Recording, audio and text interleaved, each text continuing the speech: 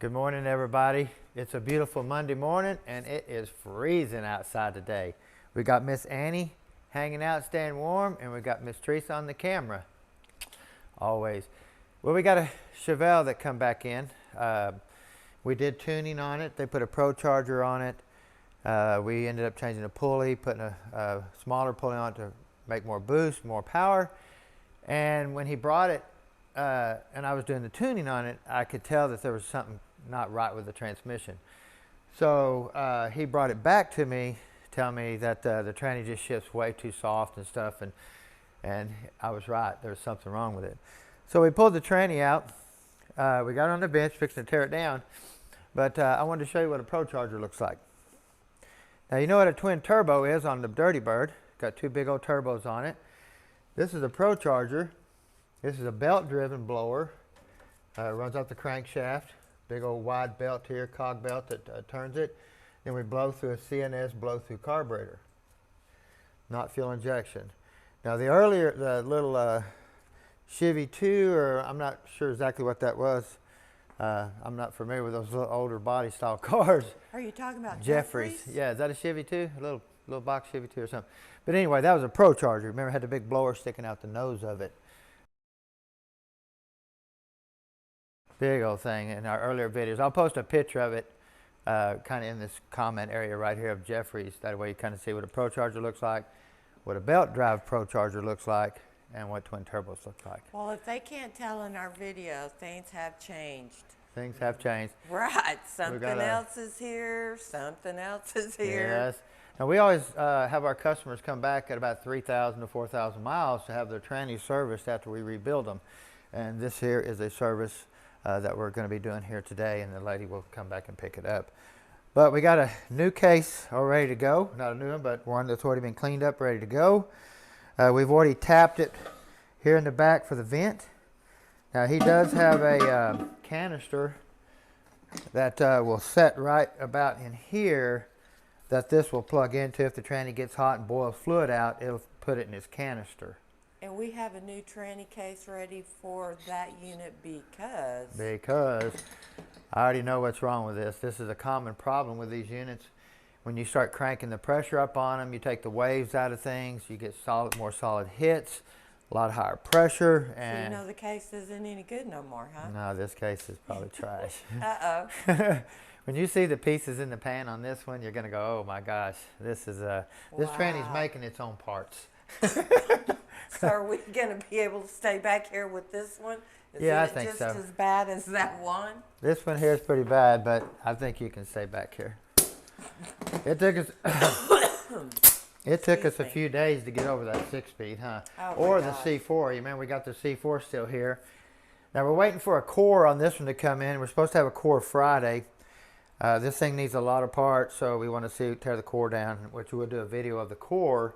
Because you never know what you get when you pay $200 or $300 for a core. We've got a lot of trash that way, huh, Teresa? You just don't know, but you can always salvage something out of a core that you have to put on the shelves or whatever, and buy another core to finish the job. Right, because you know the old saying, everybody says, "Well, it worked when I pulled it out." Yeah, right. Okay. Yeah, they always work when you pull them out. Seen those before, right? Yeah. Sorry, guys. And we've like I said, I tore down 5 350 cores to get one good case for that 350 the other day. Correct. So now this tranny has hardly no miles on it. Physically, almost none. Now this was done by a shop here in town. We would have done the tranny for him, but we were in the process of moving. So he had no choice but to take it somewhere else, which is what happened. Now these, you can get a narrow bushing and a wide bushing for this tail housing. The wide bushing is going to stick out a little bit. See how it sticks out of the housing a little bit? But it still gives it a lot better support. The bushing is put in correct. It's flush on this end. But the wide bushing is going to stick out like that. That is normal.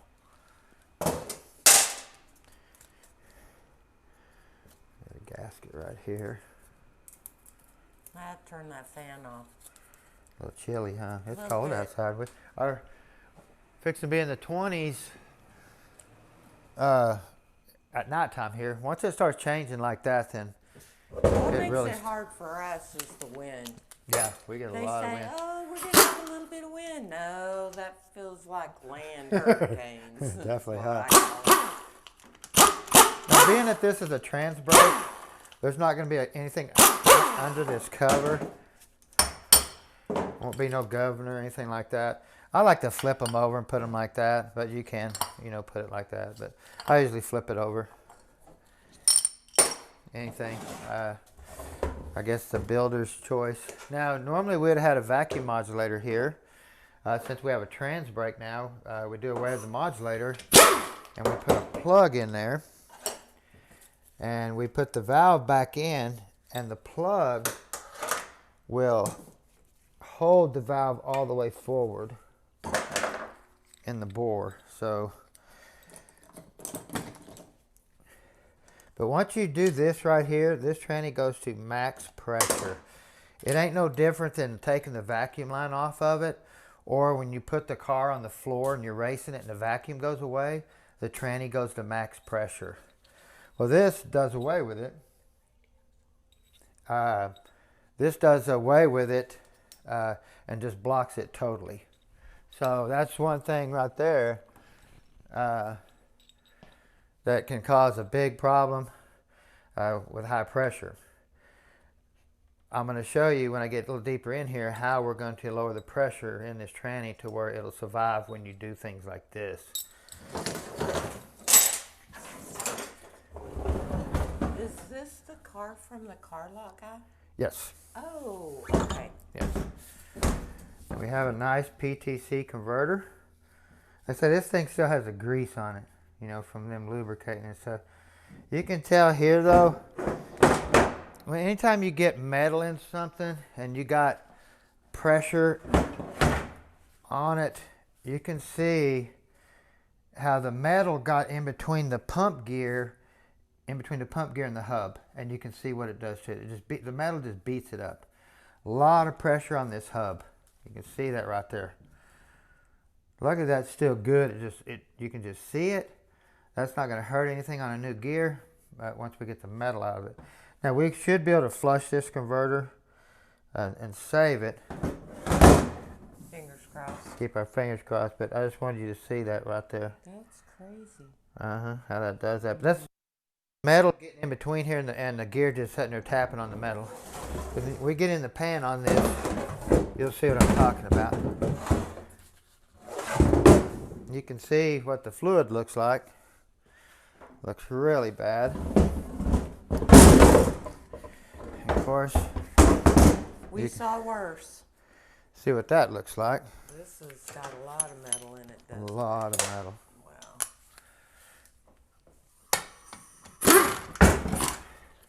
Yeah, I wasn't when you pulled the pan off.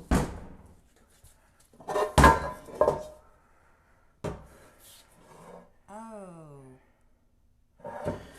And I believe there's some more chunks that are down in here. That looks like a snap ring right there that's attached to that little. Oh, no, some of that looks like a gear too. There's all kinds of pieces in there. But you can see what the fluid looks like. Yeah. Just terrible looking. Now this being a Transbrake, this should have a screen filter where it'll be a high flow, what we call a high flow. Got a magnet that's trying to catch something. That's why that magnet ain't, if you notice, a lot of that ain't sticking to that. A lot of it is, but I think a lot of that's aluminum. Now we do have a high flow filter. This is a screen style. You could possibly clean this filter if you want to spend hours and hours trying to get all the metal out and saving it. But if you had a standard filter of material in there, it'd definitely be gone. But why we go with the screen is because we need a lot of volume of fluid going through that filter, and a cloth filter will not supply enough fluid to go through it. We have this is a longer neck for the filter. If you have a shallow pan, the tube's going to be smaller or shorter. Of course, we always put 2 seals on this. Oops. Did that get you? It kind of felt like it hit me in the face. But we put 2 seals on there.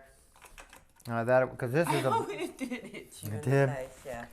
But this is above fluid level, so it's easy to suck air around this neck if the seal gets bad. That's why we always double seal that. Fluid level is about pan level, so that's way above it.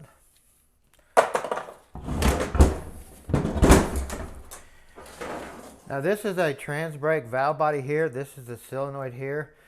They use the passing gear connector to operate it. In other words, this here will go to a button on the steering wheel or on the shifter.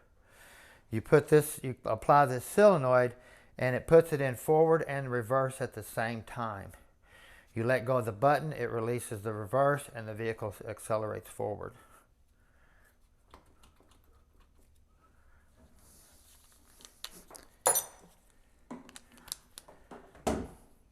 Normally this would be your passing gear connector.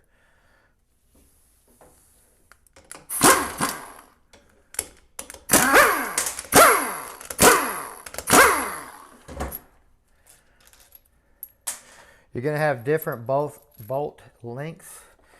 I'm not sure whose this is. Transspecialty makes a really nice Transbrake valve body. It kind of looks like one of theirs. But, you know, you have to disassemble this totally and get all that metal out of there. I mean, it's a lot of metal.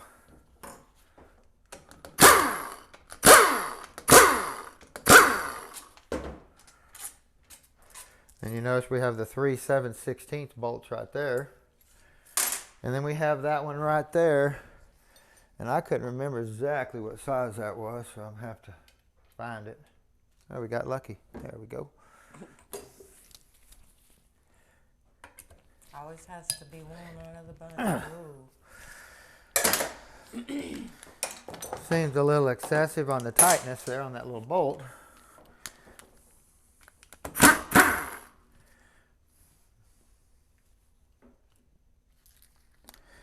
Of course, it's special. Put it over in the special pile.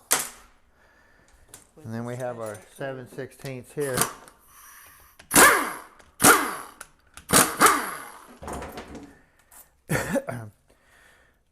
Now this valve body will not have a gasket at all. It will have a plate, and some if it's Transspecialty, it should have a check ball in here. And see that check ball, that big one? Wow, that's a big check ball. That's a big one. I've never seen that before. It goes right in there. Like I said, there's no gasket on either side of this, but you can definitely see the metal. Lots of metal. And we have our center support bolt here. Oops, almost got me. Now this is a hollow bolt. We have oil that goes through it. We have oil that travels through this channel and this channel.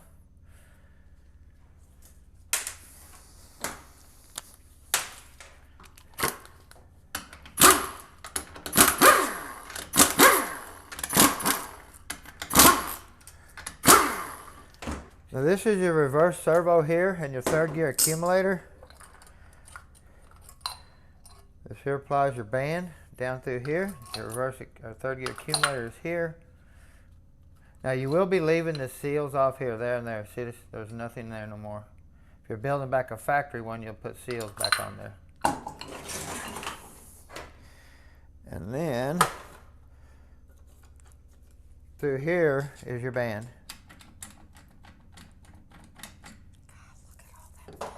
Isn't that pretty? Pretty color.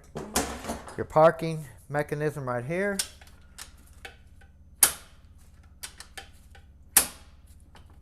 You can leave that on there for right now. Now you do have a little nail right here. See that nail? I always take and bend it up because if you turn this over in the parts washer and you start washing it, that nail will fall out. And that's what keeps your shifter shaft in. So I just take and put a slight bend in it. Now, you notice all the check balls are missing. That one, that one, that one, that one. Even the one in the reverse trough here is missing.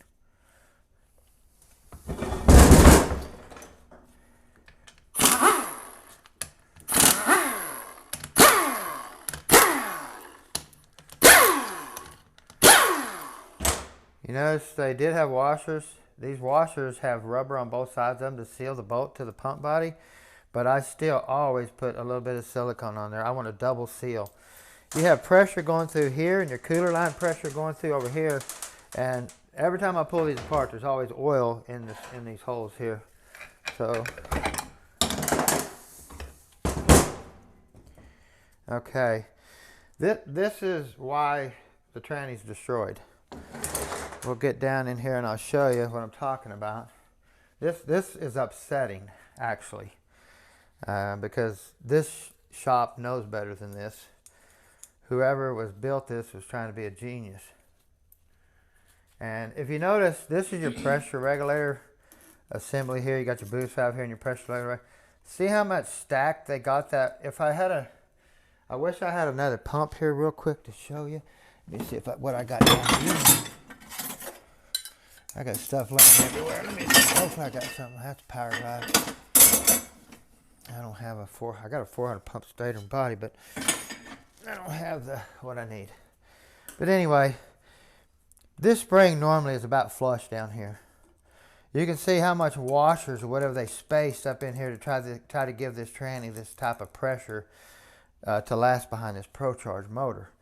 But the deal is they put so much pressure in it and probably never checked it with a gauge, and now they destroyed the case down inside. And I'll get down in there and show you what I'm talking about.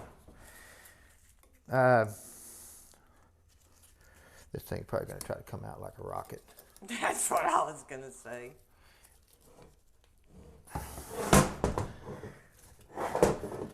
Because that's a lot of pressure. Dang it. If you can get it out. Yeah, it's definitely good. Well, they got that thing probably put it in a vise to get that out of there. Wow. I mean, that's a lot of spring. I've never seen one crush that much. I'm scared to stick my head over it. Well, yeah. Black eye. Okay, I got it. Had to ruin the snap ring, but oh well. Let me get this out of there and see how they did all this stuff here. Oh my gosh.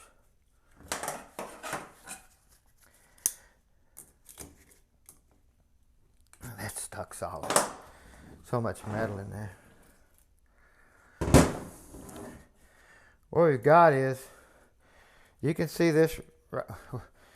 I thought they had it stacked a lot more than what they did, but they didn't. They actually had it in correctly. I don't want to make sure I say that. They had it in there correctly. But I have learned, when you start putting these Transbrakes in here, if you leave that little U-shaped washer on there, this tranny is going to make about 240 psi. And physically, with that on there, that is too much. It'll wipe the pump plumb out. It'll break things in the case. So if we do them, we're going to put that back only with this guide. This is a guide right here. See it? How it sits there. Let me see if I can get that valve out of it. That valve is really stuck. It won't move at all. Okay, there it goes.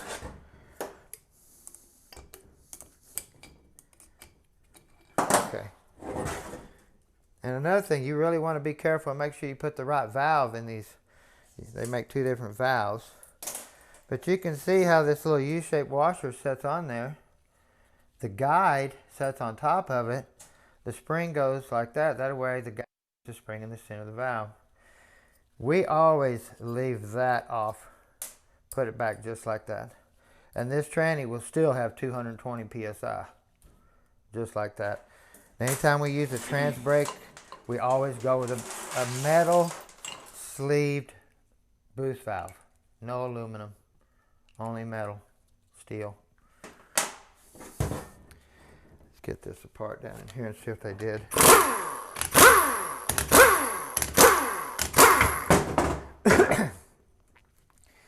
Now we only use Teflon rings. When we go to a Transbrake, a steel ring will not handle the pressure. It'll take it out within miles. You have to go with a Teflon ring. You can see here they did do some spacing because this is a 350 stator pump washer spacer. So They did do a clearance setting.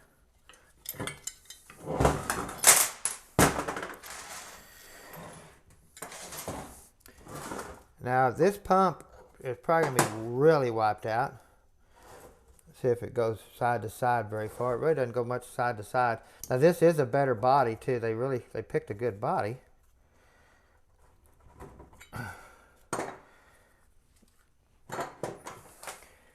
But you can see here, look at the pump gear. Just wasted. And what causes that is high pressure tries to take this pump gear and shove it sideways in this body. Now GM did come out with a little groove they put in here that overlaps over to the pressure regulator valve. That way they put lube oil on this back side of this gear right here, because this side of the gear right here tries to run dry. And why it does it is because this gear is pushed so hard this direction, it shoves all the oil out of here. The earlier pumps did not have. Then they started adding some more oil back on the back side of the gear. That way to eliminate the wear problem. Now here, you can look here. This is what I was talking about here. This gear is really wore out right in here. See that? They had good depth. In other words, you can see the converter was all the way in really nice. Almost took up the whole lug. Really nice where they put that in there. And this did not have any spacers behind the flywheel. This thing's got a flywheel that is unbelievable. I mean, a beautiful flywheel on it. 2-piece. Actually, the ring gear even bolts to the flywheel. And I bet that flywheel's that thick. Thick. But you can see here, stick that on there, they had that really nicely deep into the gear. But once you get metal in between here, this thing's got so much metal, you get it trapped in there, this is just going to sit here and just smash the metal. So you can, let's go here. If you look here, this is a must too. They didn't restrict the feed hole to the converter.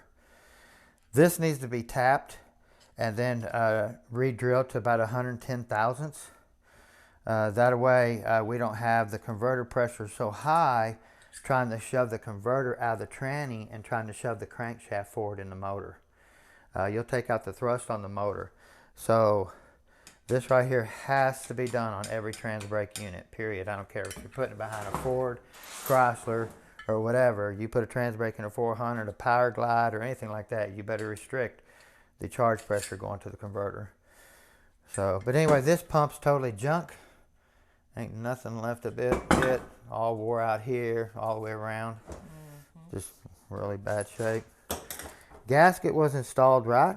We got our cooler line entrance and out exits right here. There and there. You remember on our C4, the gasket was flipped over and the cooler lines were plugged off, so did some really nice damage to that. And we have a forward drum here. The input shaft, this is just all stock stuff. There's nothing expensive about that or no upgrade. This thing made 1,000 and something horsepower. And we just upgraded the blower pulley and stuff to make even more than that. So 12 to 1,400 or whatever. But we got all kinds of problems here. You can see this is the forward drum. You can see here where it's been rubbing on the third gear drum, the high reverse drum. This is a reverse clutch and a third gear clutch. So it's rubbing right there. Something shoved that drum forward. Started taking out this thrust washer. Grooved this is a billet hub. Tried to shove that washer through there because this washer and everything set up should keep these drums from touching the way this is spaced. This drum should not be able to touch that drum. Okay.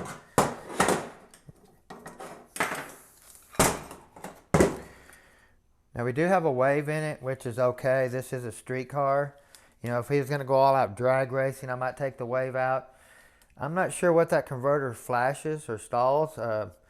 You take the wave out, you're going to get a harsher engagement. You know, if it has a 3,000 stall, you take the wave out, you're not going to notice it. But if it doesn't and you take the wave out, it's got a stock torque converter, it's going to jar your teeth when you put it in gear. The stall converter will soak up the hit going into gear. So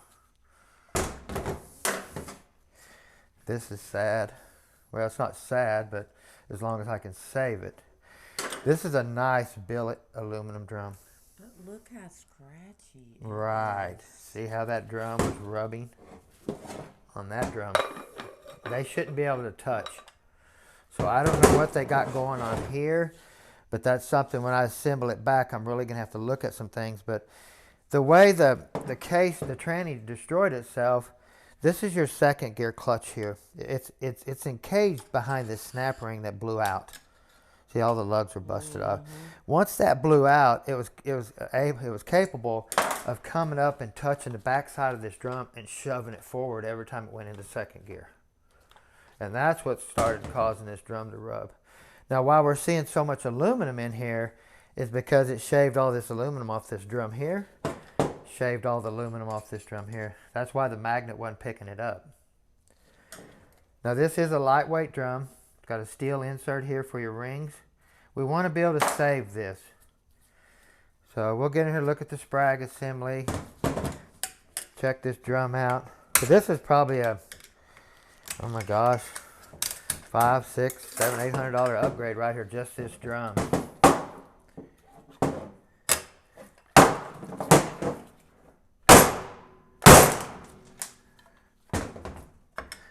And we go to great lengths to save things, guys. So if I can't get this apart, and I might not be able to, I'm going to have to come in here and just try to clean up some of these lug areas right here so this plate will come out.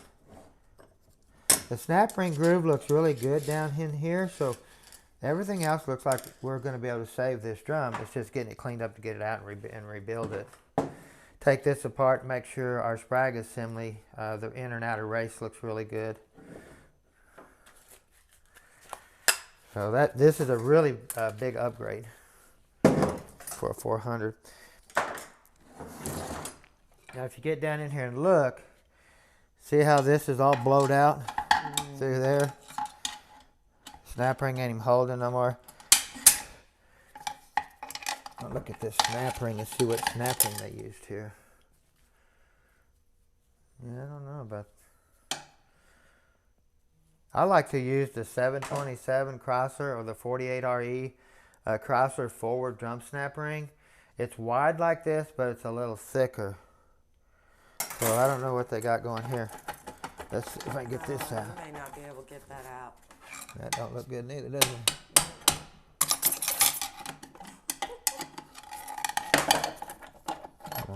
Oh, there we go. Now, anytime we do these, we're going to put 4 clutches in this thing. We're going to put the 4L80E clutch assembly in here and get 4 clutches for second gear. Now, that's not going to save the snap ring from blowing out or anything like that, but that extra clutch we put in here is definitely going to upgrade the second clutch pack a ton just by adding 1 clutch. Now, you see here we got 3 clutches. They're all thick steels. The 4L80E will have 4 clutches and thin steels. The thin steels and the thin clutches will give you enough room to get that extra clutch in there. Now they did take the wave out. This normally would be a wave plate here to cushion the second gear shift. Now when you take this out, you raise your pressure to 240 psi. The next time it goes into second gear, it's going to really smack that snap ring. Bang, bang, every time it goes into second gear. And it's going to knock these lugs off the case right here.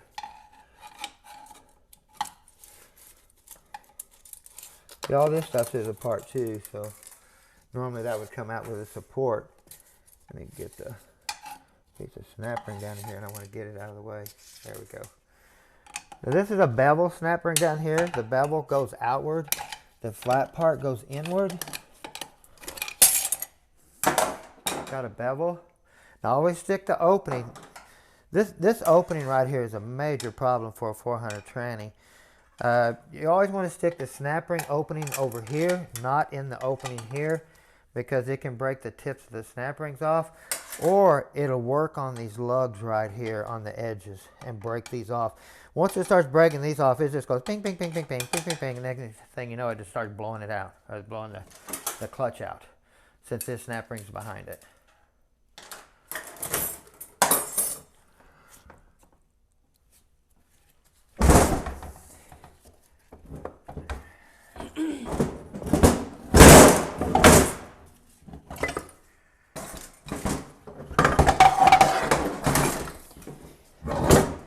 Now we do have another snap ring down in here that sets in the bottom of the case, or not in the bottom, but right down in here below the center support. And why they do that is they stick it right behind here. That way when you stick the support in, it sets on this snap ring. They do make a thick and a thin support. If you have a thick support, you do not use the snap ring. If you have a thin support, you have to use the snap ring. If you put it in there and without the snap ring on a thin one, this thing's going to rock back and forth in the case. If you put the thick get snap ring. Okay, so I already see a problem. you can see here, this is all blown out. The pieces that normally were right here. You had this piece in there, you had this piece in there, and then you had this snap ring. Well, once this piston that blew that out, this was able to come plumb out. And this tells you the pressure this thing had, guys. It was capable of blowing this snap ring out too. Yeah. Look at that. Just blew all that out. That's high pressure when that starts doing that.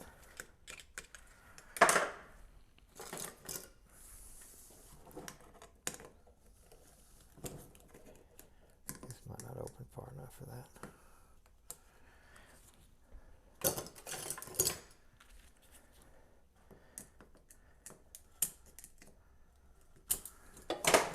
Because like I said, this would normally set in there. You'd put these springs like that. There's another one somewhere. You stick that in there, you put this down in there, and like that. And this keeps your intermediate piston in the support. You know, you let off, or gets out of second gear, them springs will push the piston back. Also, if you get any cross leaks or anything like that, these springs are designed to keep the piston back. If you have a little bit of cross leak from another gear or something like that, trying to apply it, these springs keep that from happening. Now, on this one here, your third gear drum here, we'll go back to it real quick. They add a bleed orifice hole. You can see it could be that one, it could be this one. I'm going to have to get here and look. This drum could have a check ball in the drum. We add a bleed orifice, or the drum won't have a check ball. We add a bleed orifice, but the piston will have a check ball.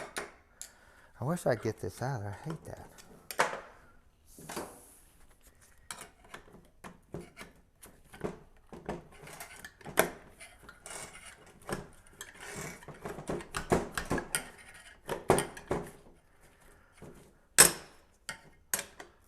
Lip right there.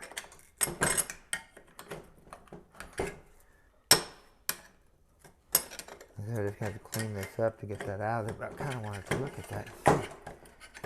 We definitely want to save this drum. This is a big upgrade. It's got some stuff right there that I'm just going to have to clean up to get this part. Oh, there it goes. There's a part. I think there's another one over here.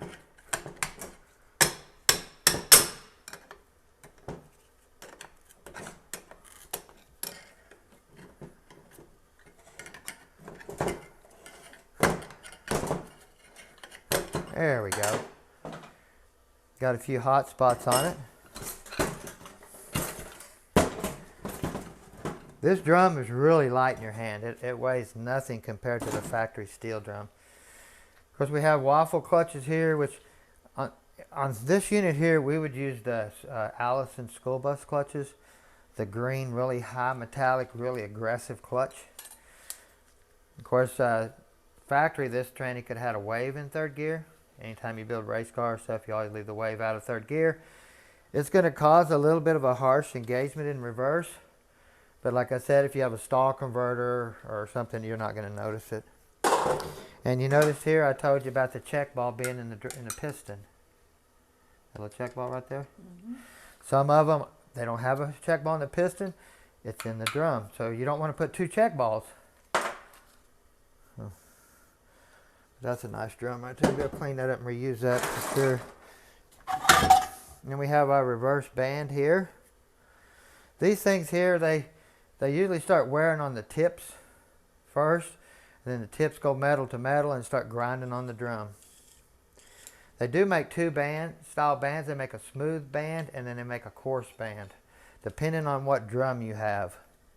4L80E normally is a smooth drum and smooth band 400s usually have a coarse band, coarse drum.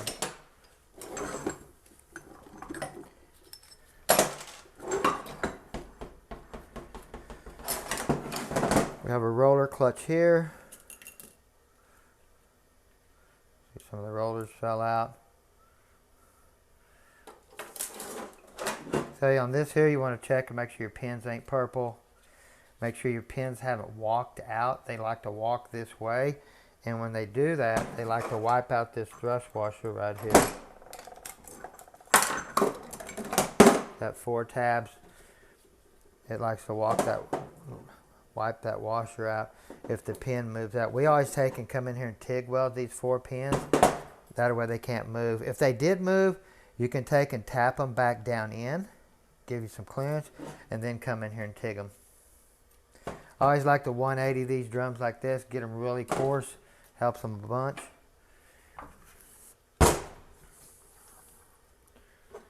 Your sun gear, if you notice it's flat on this side, got a bevel on that side, you want to make sure you put the flat on the, like that. You do not want to put the bevel because it'll fall down in the hole. You want the flat. You don't have to line the hole up because it's grooved all the way around. And the sun gear is grooved all the way around in here. If you want to be a genius, you can line the hole up. And it's just direct port though. But it doesn't matter how you put it. It's still going to find its way. Yeah. Piece of cake. Piece of cake.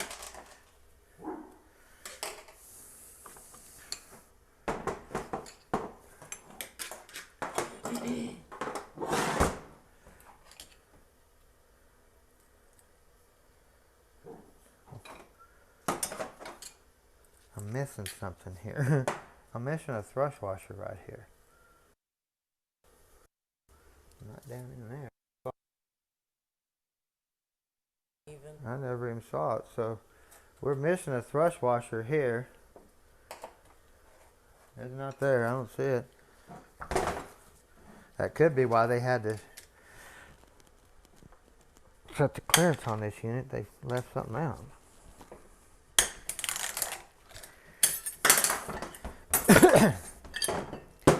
Now like this right here, we would have roller bearinged in the back of the case. We'd use a 350 pump washer. A different, you can use the same case bushing, but we like to leave them up about that high. That way when you put the bearing and stuff in there, it'll keep the bearings centered. But we do away with the thrust washer and this race down there. But what we do is we do away with this plastic one, and then this one you take off the bottom will fit right in here. It will set.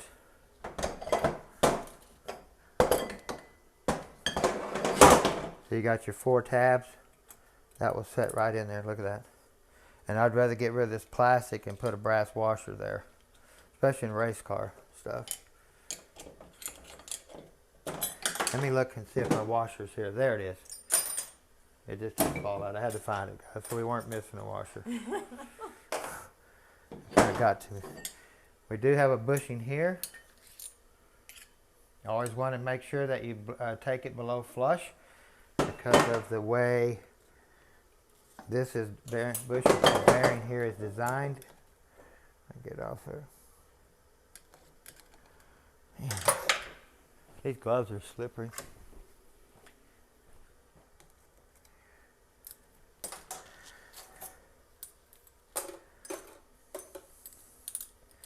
You have a lip sticking up. So your bearing, your bushing has to be below flush. That centers that. If you don't, that's going to hit it. You're going to break the bearing, going to make all kinds of brass. You have a bearing here.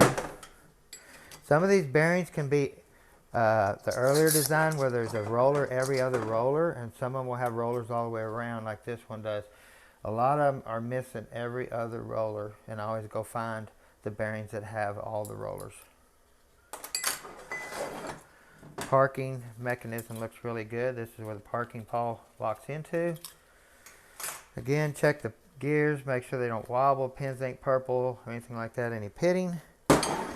And of course we have a case, another case that is destroyed. Now they do make a kit since you're leaving your engine brake band out. See that anchor right here?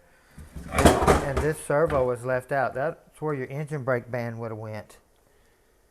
Let me see if I see one down in here. Yeah, I don't see one. But when you do a Transbrake, you leave that band out. But they do make a kit that you can knock that pin out right there, and it's an L-shaped bracket that comes down and touches. You got your top hat for your second gear, right? You stick that down in there, and that you take that out and you put your bracket in, and the bracket sets on this snap ring where this opening right here is. It comes down and touches the snap ring. That way the snap ring can't come up right here so easy. So that's a good piece to put in there. That might have protected it a little bit from blowing that case out. But like I said, anytime you leave that U-shaped spacer on the pressure regulator valve, you're gonna have high pressure. You better put a gauge on it and see what you're having, because all pumps are different. It might have 260. You don't know until you put a gauge on it and see what you physically done to it. If you just put it in the car and go with it, you have no clue what you're giving the customer without putting a gauge on it. But Teresa, pretty bad, huh? Definitely pretty bad. Well, guys, we really appreciate watching, and ladies, for watching, and don't forget to subscribe, push your notification bell, and we got a lot more coming, huh, Teresa? One after another. Yeah. Have a fabulous day.